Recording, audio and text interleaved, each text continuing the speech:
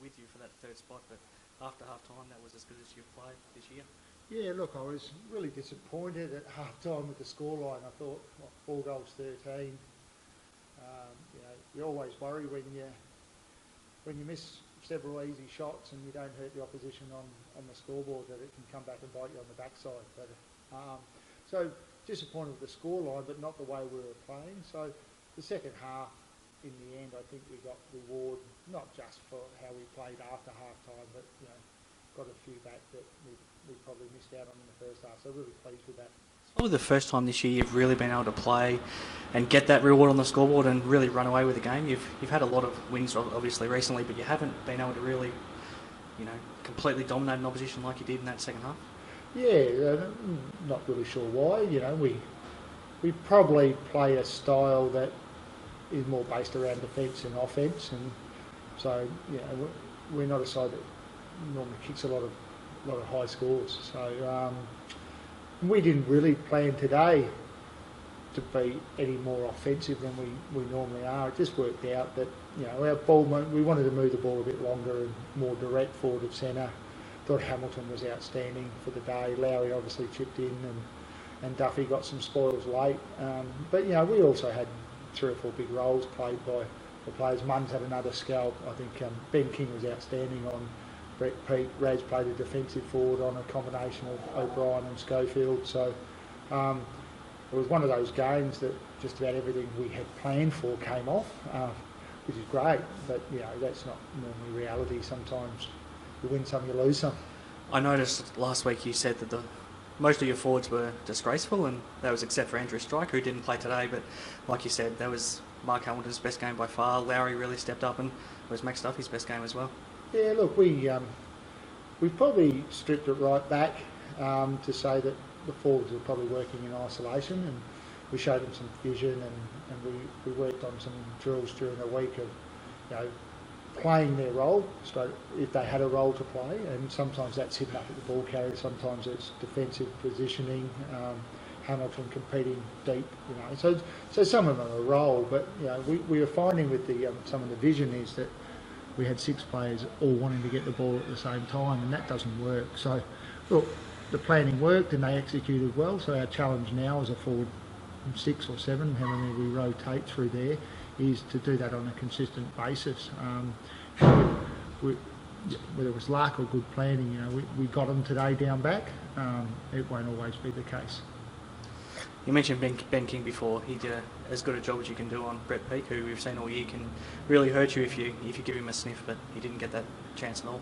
Yeah, look, we made a real decision, and it meant that Luke Tedesco, after coming in last week and playing his 150th, and he was okay, especially in the first half. I thought he was good, and he probably, like the rest of us, waned a bit after half time. But we made that decision purely based on a matchup. We thought, we used Drew Road last time, and we tried a number of people on Peake over my journey here. So Kingy, defended really well, and it was a horses for courses selection.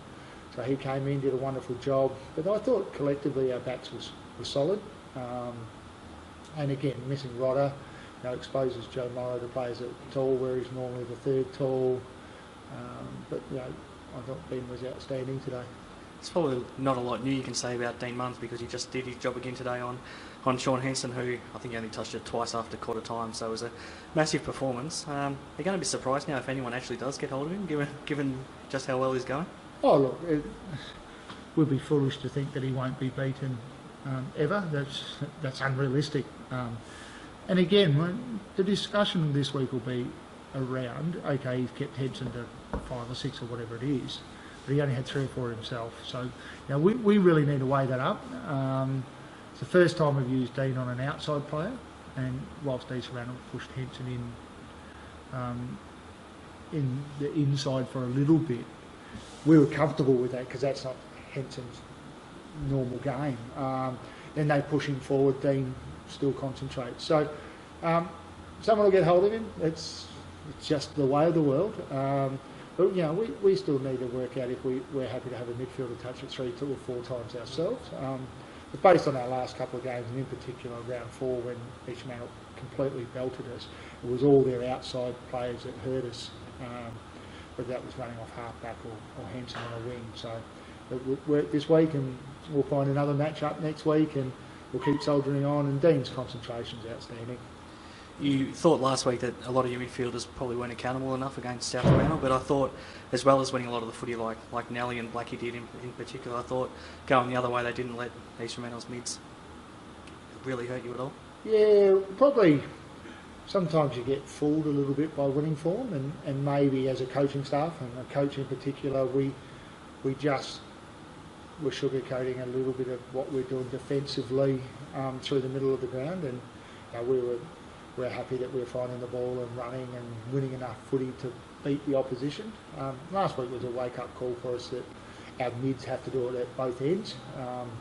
Offensive and defensive transition is really important. And so, last week, whilst I would have preferred to win, especially with South losing today, we could have been a game clear on top or in second spot. So that's disappointing. But as I tell my players and my children that you learn from your mistakes, and sometimes making mistakes or getting beaten teaches you more than winning, and I think last week's probably a good guide at that. But the challenge now is we do that on a weekly basis. It's not a one-off, and everything we've planned today pretty much went the way we want it, and I'd be foolish to think that's going to be the case every week. Having said you missed a chance last week, but this win today is big because it opens up a gap below you, so you're now safe in third, but it also keeps top two well and truly alive. It does. Look, 1 and 4 several weeks ago, I would have been dreaming, thinking top 1, 2 or 3. So we've put ourselves in a position now that if we can continue to win, that we can finish in one of those 3 top spots. We'll need some significant faltering of Subiaco and South Fremantle to claim one of the 2 top spots. But all we can do is keep working on what we need to do. Good news today is I think our percentage ticks over 100, whilst Peel and East Fremantle are slightly above us. At least a couple of weeks ago we were 85 and they were 114. We've been able to bring that back over this period. So if we can continue some good form and keep winning games, the percentage now isn't as big an issue as it was. But it's probably getting a bit tight from 3rd through to 6 and 7, and I think East Perth are probably, and even Perth are a sneaky chance to make the 5. So that's probably good for the competition. Peel next week will be interesting because they're probably not going to have a lot of Fremantle players, but because of that, do you have to be mindful that you don't go down there and take them lightly? Oh look, I'm really confident. There was a watershed moment for us travelling down to Peel Thunder, I think in my 1st or 2nd year, and we lovingly recall that as the Mother's Day massacre. And I would think if you look back through the history since then, it was a clear mental shift from our players. I think when I got here, travelling to Mandurah was seen as a pain in the backside and something they didn't really want to go through. We're at the extremities of the competition. We're 40 k's north of the city, they're 70 k's south of the city. It's a long road trip, but I think those days are long gone where we don't prepare well. And we've played some ripper games down there against talented Peel Thunder sides. It's going to be a little difficult with planning this week because obviously they didn't play. Big unknown of how many Fremantle blokes will filter back through. In their last game, Walsh and Bootsman suffered some sort of injury, but it's going to be a really difficult planning. So we'll need to be sharp mentally, but I think we'll be right if we roll up with the right attitude. Would you think Rodder and Manning are a chance to come back, and is Gordy getting closer to playing at some level? Oh look, our indication is that Rodder, Manning and Strike will all be available next week. Obviously Trent's still a couple of weeks away. Mind you, that's strange when someone gets found guilty of a severe thing and the player plays within the time frame that is severe. And I'm glad that Darcy Cameron's back playing, but so there's a little anomaly in the rules there. So those 3 will probably be back, I would say, and then Trent, post by Gordy's due to play footy sometime in the next 2 weeks. I reckon if I had my way, it's probably 2 or 3 weeks away, but that means there's a bye. So I think everyone truly believes Gordy should play the week of the bye. We just need some really some real clarity around whether we're prepared to push that a week earlier against East Perth. So I don't think he's any chance to play this week against Peel. I would think that he may play some footy against East Perth. My personal belief is we should leave it for a couple of weeks after that. But yeah, the time frame's starting to get pretty tight, and for me to tell Matt to wait a couple more weeks is going to be a hard sell. No worries. Thank you. No worries.